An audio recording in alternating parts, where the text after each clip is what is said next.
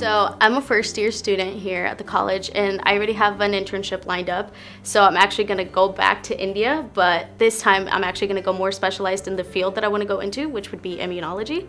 So what I will get to do is not just see all these general people like in family medicine, but I will actually get to see the field that I want to do, and I will actually get to do research. Last year, I was able to present some of the sophomore research that I had been doing with Dr. Strand up to that point at the American Society of Microbiology Ohio Branch Conference during a poster session.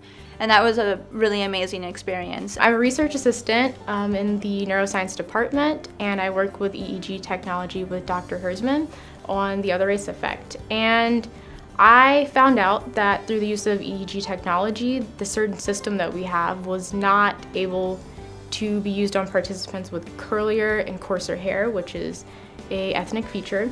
And through that, I was able to talk about my concerns and voice these concerns to the faculty.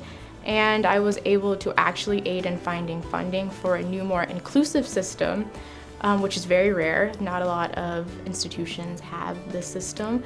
So yeah, that was an amazing achievement for me personally. I think I'm proud that I found the right balance for me in my life. And that took a long time to get to, but that I'm teaching, which I love. I'm surrounded by people who love teaching. I'm doing research, which I love. I'm rocking it. I just got a huge NIH grant, so that was great, and a great acknowledgement of the work that I'm doing.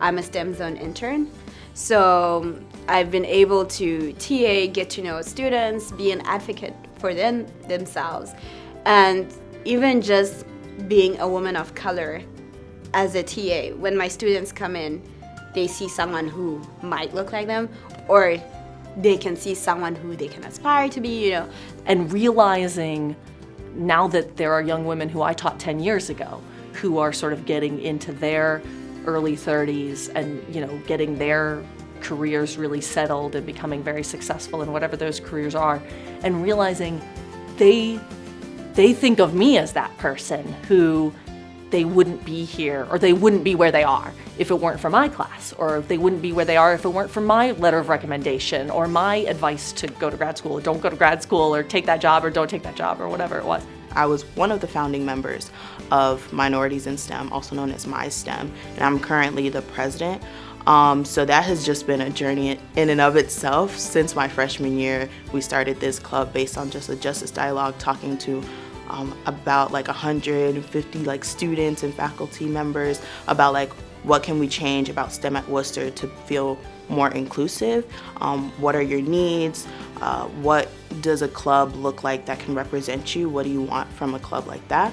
And so just starting from my freshman year to when we were a little group just of us 7 people getting together and talking about our issues, to now having a lot of events and things that people look forward to, and people coming up to me and saying MySTEM has helped me a lot, is just a great feeling.